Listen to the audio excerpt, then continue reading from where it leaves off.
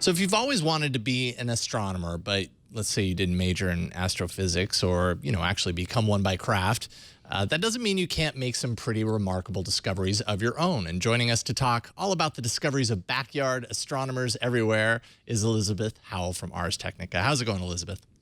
Excellent. How are you doing? Doing awesome. It's great to get someone on the show that shares my awesome last name. So thank you for joining us. That's the first reason we brought you on. Exactly. It was totally deliberate. So. The second reason, and probably the most important reason, is that you wrote an awesome article. And I was reading through the article, and I totally remember, because I'm a Reddit user, I totally remember John McKeon's thread. It was a few months ago where he shared his discovery on Reddit, and it just kind of blew up. What did he capture exactly? It was an incredible discovery. So essentially, this guy had a telescope, and I'm not talking a big telescope. I'm talking a moderate-sized one that you can put into your backyard. He's looking at Jupiter, he's filming it, and he sees something. And what he saw ended up being a big impact. And you can see there the video that they're bringing up, and it's actually pretty obvious. And I must caution that this was done with software to really make it shine like that. But when he was going through the frames later on, he discovered that there was this flash, and the flash was something, a meteor or a comet smashing into the atmosphere of Jupiter. So before we kind of get into how this was possible and kind of the trend, or I don't know, the passionate amateur kind of crowd of people that are kind of doing this behind the scenes, what makes this such an important discovery specifically?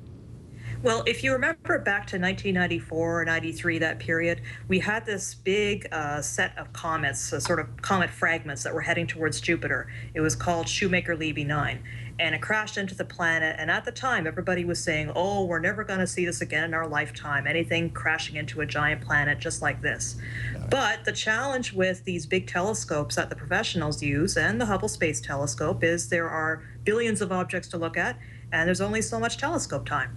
And luckily for us, computers have improved a lot since the 90s. Anybody who remembers DOS and how far we've come, or Yeah. sort of the Mac equivalent, I see we've got Macs there, right? You know how far we've come in that time.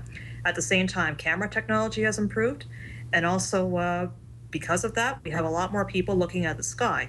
These aren't necessarily trained professional astronomers. They haven't necessarily gone to school and studied astrophysics, but these are people who sit out there every night in their backyard with a 6 or 8 inch telescope. They've got computer software, they've got cameras, and they look at things. And because they're not limited by telescope time in the same way a professional astronomer is, that's how come we're seeing more impacts on Jupiter. And we've seen many of them. In the past 5 or 6 years alone, we've seen about half a dozen of them. So we're thinking that now it's more common than we actually thought, that there would be something crashing into Jupiter, or for that matter, Saturn, Uranus, Neptune. They just happen to be further away and not as big. So Jason mentioned Reddit. What's the role that social media is playing in all these discoveries? The other thing that's changed, obviously, is the internet, because back in the 90s, I didn't have it, but some people had it kind of at a primitive dial-up situation, whereas now, of course, we've got high-speed video. This podcast wouldn't have been possible, obviously, in the 90s, unless you were in some sort of expensive, kind of mainframe situation. So now we've got social media where people are sharing videos, they're sharing pictures, and they're saying, look at this, what do you think this actually is?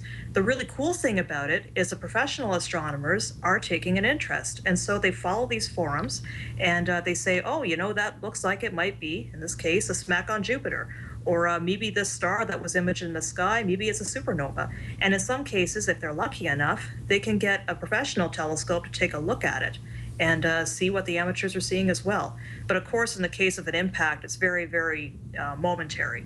So you can't just swing around a telescope in a few seconds and take a look at it. So then they have to look at the data. And I should mention in the article, too, it was actually 2 independent astronomers, sort of amateur astronomers, that took pictures of Jupiter, just like what you're seeing here, at the same time, and they both saw the flash. And so because there's evidence and it's backed up by somebody else, everybody is pretty sure that there was something happening that night.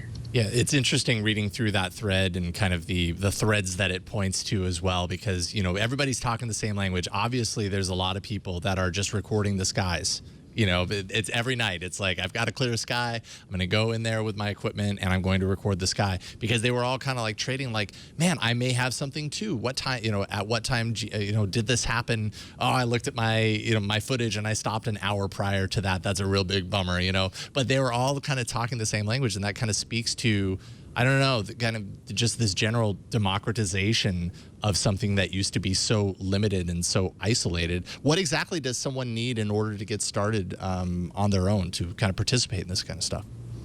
Well, I would say that there are two approaches you could take. One is actually to go onto these forums. So there's places on Reddit, there's places on Facebook. I have some links in my article actually to point you to those. And what you can do is just scan through and see what other astronomers are doing. But I can tell you that very generally, I'm not a part of this community, but I wrote about it, that you would need something like a 6 or 8 inch telescope. You need probably a decent DSLR type camera. And then there's certain software and what it does. And I don't want to suggest a software because it would depend on your platform, if you're Mac or Linux or Mac or anything else. Mm-hmm. But what it does is it takes the images and it essentially stacks them in such a way that way you can make something shine out a little bit more prominently. Like, for example, if you think about looking at a gaseous nebula out in space, it's very, very faint if you look at it with the naked eye. But if you take a series of exposures and then you use the computer to stack these exposures together, then you can actually make features shine out more brightly. And you can use the same thing for planets, and that's part of the reason that we were able to see this flash on Jupiter. And here you can see some tips to get involved. So there's a telescope, different kind of camera. I forgot to mention, this is kind of obvious, but a decent computer. So you probably would be wanting something that has a certain amount of space. So another thing you should do too is before you make these buys, because we're talking hundreds, thousands of dollars, depending on how expensive you go, get involved with your local astronomy club. And almost every community has one. They're at museums or they're sort of between people. And just go out there and see what people are using, because astrophotography is such a popular hobby these days that you may just find a buddy in the neighborhood who's able to help you out and point you to the right equipment. And, astronomy is a very, very social community. John, we were already talking about that on the show here, and you're going to find that as soon as you get involved. So I highly, highly recommend that. So another way to get involved is Juno Cam. Can you tell us a little bit about what Juno Cam is? Yes, we just, luckily for us, had a spacecraft arrive on Jupiter on July 4th, a very good day for Americans, obviously. And this spacecraft is going to be there for about 18 months or so, taking pictures of what's happening in the atmosphere. And the cool thing about it is there is a camera on it, Juno Cam, as you can see here. And what they are planning to do is ask the amateur astronomy community to recommend things to look at on Jupiter, because we've got the Great Red Spot, obviously, but there also are bands and sort of shifting atmospheric patterns. Sometimes they change in hours, sometimes they change in days. And again, the professionals recognize that the amateurs are looking far more often than the professionals can afford to. So if they see something quickly changing color or a feature rapidly disappearing, they can put this up on the website. And then eventually the community is going to be voting on the features that they feel are the most interesting ones to look at. So here you got a really good shot of these belts kind of changing over time, different parts of the atmosphere. So obviously, if you're looking at it every night, you're going to see these changes more often than if you take, say, Hubble and look at it every 6 months or every year. And this stuff is fascinating and super empowering. Like, reading your article got me super excited for this, actually. I'm like, man, I realize there's an expense to getting involved in it. But I don't know. I've just always been fascinated with space. But, I think a lot of people, even when they are fascinated with space, it can kind of get a little overwhelming, the thought of getting involved in this kind of stuff. You feel like it's outside of your depth or whatever. But there's a lot of amateurs that are involved, and not only just involved from a voyeuristic standpoint, but also, like you say, sharing their information with professionals. I mean, are we seeing a lot more kind of generation of new ideas and new discoveries as a result of this directly in like the last 10 years? I would feel that, just speaking anecdotally, of course there is. I don't know if there's been any studies, though, so I have to caution that. But I know that there's a feeling, anyway, that the amateurs and professionals feel like at least they can talk more often. Right. It's just a heck of a lot easier now because we've got Skype, we've got Reddit, we've got Facebook, we've got Twitter, we've got any number of ways that people can just click on the link on their computer and hook up with a community, which is amazing.